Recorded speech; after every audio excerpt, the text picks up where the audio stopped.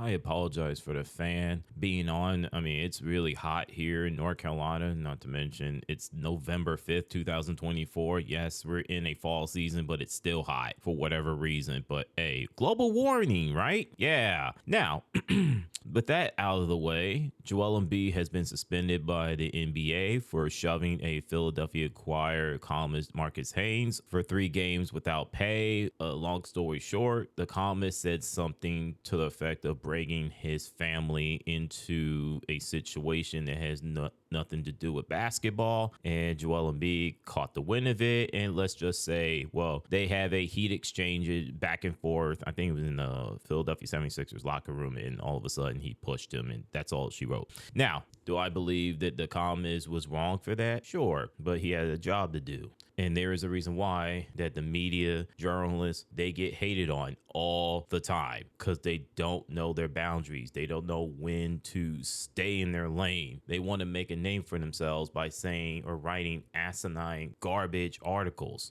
to provoke, poking the bear, or more like for me, poking the tiger. And as far as the professional athletes, you got to build a armor skin. You got to take it on the chin. You can't let these type of people get next to you to the point where you have to put your hands on them. Now, if he put his hands on you, then that's an entirely different story, but you had no right to do that, and you deserve to be suspended for 3 games. That's just my opinion on that. People could get mad at me all they want, but hey, it is what it is. Now, as far as the Carolina Panthers, let me talk about them for a second. Now, I did not do a video of the Denver Broncos because I rage quit on them after the first half. I was, doing something with my laptop. I haven't used it for a couple of months. I got tired of the shenanigans and the asinine-ish that they were doing on the field, especially, giving up 20 plus points in the second quarter. This is what the second or third or fourth time this season they have done that. And I knew where this was going, and that's why I decided to rage quit and go do something else, And I've heard that things were so bad, let alone the play calling, to the point where they were calling a fake punt in their own 24-yard line, and they failed spectacularly, and it gave the ball to the Denver Broncos offense right in the red zone, and they scored off of that opportunity. So yeah, that lets me know that Dave Canales has no clue what he's doing as a head coach. I wish that he'd just be a head coach instead of trying to juggle 2 things at once. I mean, last I checked, he ain't Mike Holmgren. I mean, I will never understand why coaches have to be, head coach and be an offense or a defensive coordinator at the same time. It doesn't make sense. You got one job, stick to that. I mean, Dave Canales is not very good at his job at all. That's how I see it. Now, 2 days ago when they beat the New Orleans Saints, okay, they could build something off of that, you know what I mean? And the only thing that Carolina Panthers are good for, this is their highlight of 2024's NFL season, is getting coaches fired. Either the Las Vegas Raiders fired their offensive coordinator and the 2 other position coaches. I saw that on ESPN's Sports Bottom Line. I think it was like yesterday, and the New Orleans Saints fired their head coach Dennis Allen after going from 2-0 to 2-7. It's the longest losing streak, 7-game losing streak, by the way, since 1999. That's crazy. It's been that long. I think we're talking about maybe 15 years, possibly longer than that. Actually, it's been 25 years. Sheesh. I mean, I'm not great at math, but man, that's a long time.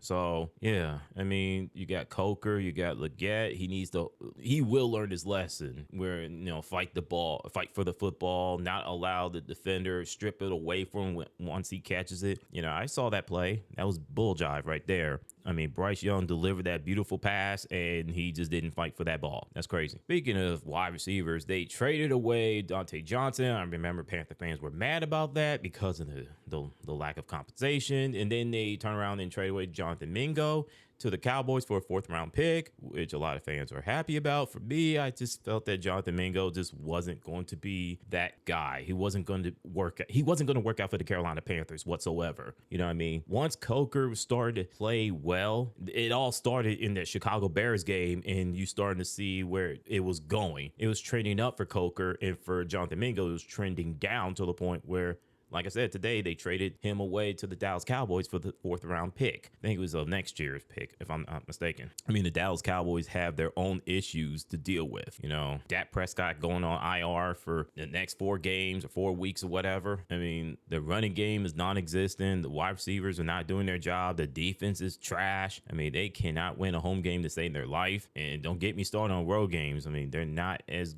I think they're worse. So now, before I go, let me say something about the Jason Kelce situation. Listen, I believe that Jason Kelce, people are going to say he was in the right. He did what he had to do. If someone was saying something derogatory about your sibling, what would you do? He's a better man than me. I would have done more than just smash his phone. I would have break his face and everything else. Teach that dude a lesson that you ain't going to be running around saying ignorant ish and not expect consequences come looking for you, much less kick down the door. For me, I have a youngest brother, Retro, which y'all know. And if someone says something derogatory about my brother, you know, got in my brother's face and say something without getting in my face, these hands will be rated M for mature. I'm sorry. That's what's going to happen. But it'll be the last resort. So I just think that Jason Kelce has to think about what he's doing. He wasn't thinking. He just react and basically just smashed the phone on the ground like he have a touchdown celebration and just threw it on the ground like that. Then picked up that same phone he smashed, threw it on the ground, walked with it with a can of beer, and tossed the phone in a different direction and walked away. Sticks and stones may break my bones, but words will never hurt me. Hey, you gotta,